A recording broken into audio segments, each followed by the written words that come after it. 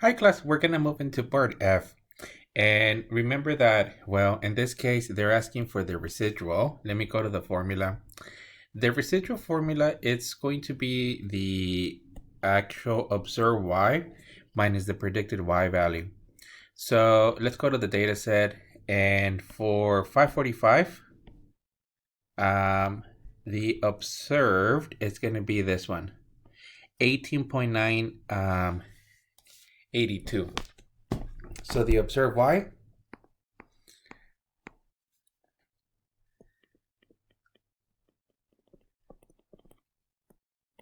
it's going to be y is equal to 18.892.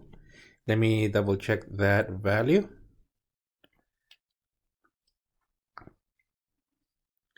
So 18.982. For the predicted, so let me just rewrite it as predicted.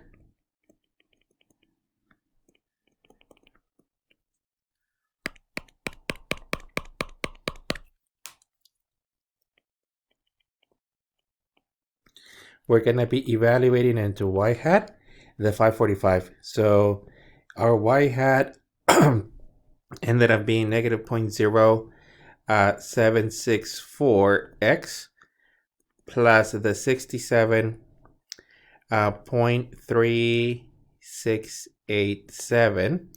And we're simply going to plug in the credit score of 545 into the x's. So this represents your x value.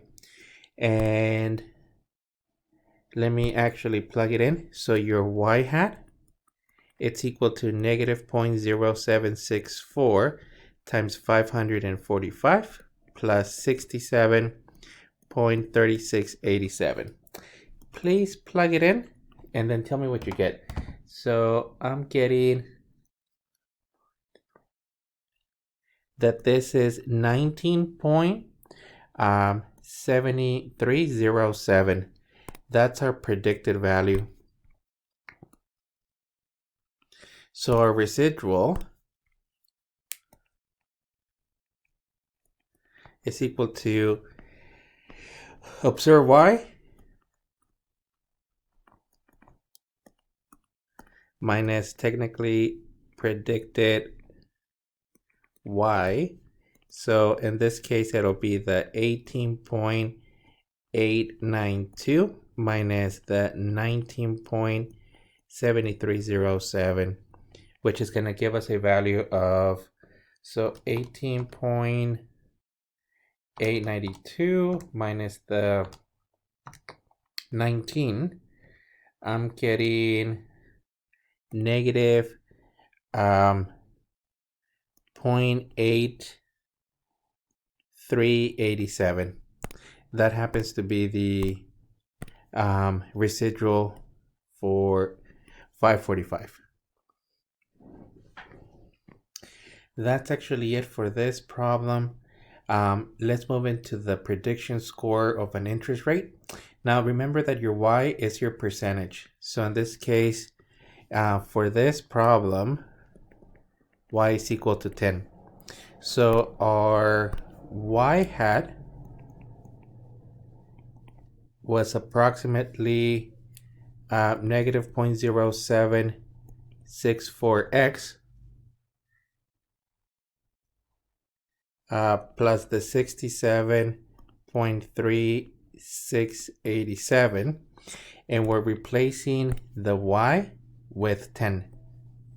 So it goes in this position. And in this case, we're going to be looking at the following. This is going to be 10 is equal to negative 0.0764x plus 67.3687. And then on a messy problem like this, we don't want to punch it into the calculator until the very end. So I'm going to be subtracting the 67.3687 minus the 67.3687. So on the left hand side, we're going to end up with 10 minus the 67.3687. This is equal to negative 0.0764x. And then at this point, divide by the negative 0.0764 and divide by the negative 0.0764. So let me just rewrite it. But your X value, which in this case is your credit score, it's going to be 10 minus 67.3687 divided by negative 0.0764. So please evaluate this.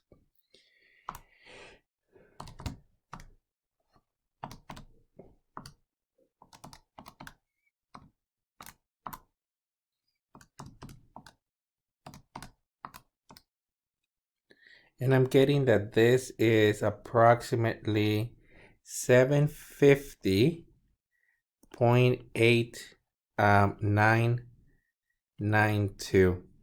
Let me double check. 10 minus 67.3687 divided by 0.0764. And let me double check. Yep, that's the slope that we found earlier. That would be the predicted credit score. So let me rewrite it.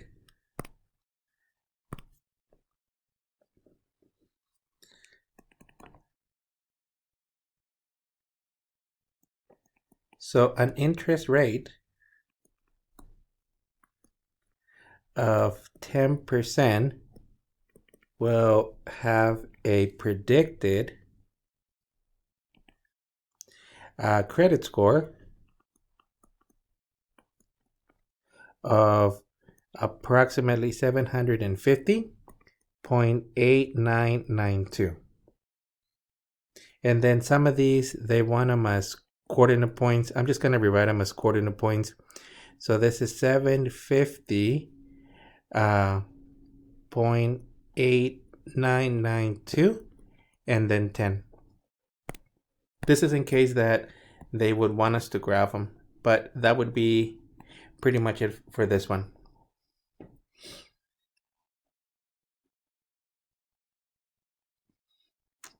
Okay, let's move on to H. And in H, they want a predicted interest rate for a credit score of 360. So X is equal to the values of 360, your Y hat, and let me just copy it again. It's going to be negative 0.0764 X plus the 67.3687. And in this situation, we're going to plug in the X in this position. So our Y hat, it's equal to negative 0.0764 times 360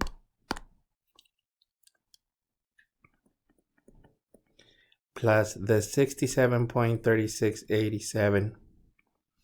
And our Y hat, and let me just evaluate negative 0.0764 times 360 plus the 67.3687.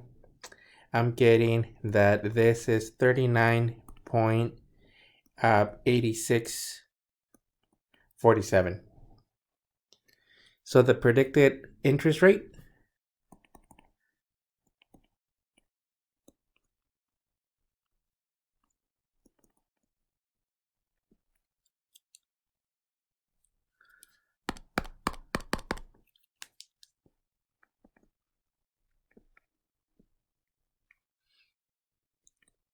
for a credit score of X is equal to 360 is approximately 39.8617%. And just in case they wanted us X and Y, this will be 360 and then 39.86.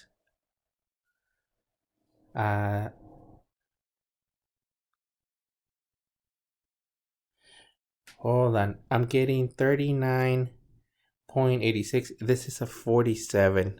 That's what I'm looking at the calculator. So 86.47. So this would be a 47. 39.86, 47. And that would be it.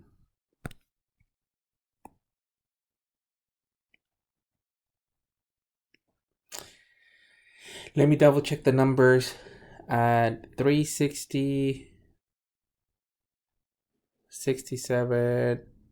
Okay, yeah, I'm matching. Okay, so let's take a look at the last one. And in this case, well, let me rewrite the new R value. So let me actually do the transformation. So they want us to change your x's to log of x. So in the calculator, you're gonna go to stats, and then in edit, you're gonna go to, well, instead of L3, you're gonna do log, so log of L1, that would be your transformation. And then hit enter, and then run it again. So our new R value, which is equal to the sum of x minus x bar divided by sx times the y minus y bar divided by sy over n minus 1, it's going to be approximately the following value. Now, what you're going to do is hit stats, then go to test, and then here you're going to use your L3, and then run it again. That's going to be your new R value. So negative 97, I'll go to 3. Negative 97.6. So negative 97.6, that would be our new R value. Let me double check. Negative 97.6 would be the new R value. And then under the stats, let me just double check that this represents the log of L1.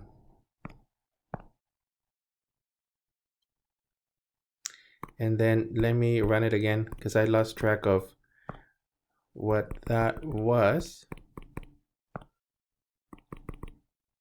Negative 97.6. Okay, that's actually it for this problem. All we're doing is we're evaluating the log of every one of the x values. In this case, that gets absorbed in the calculator. So let me just double check, but yep, that's actually it for this problem.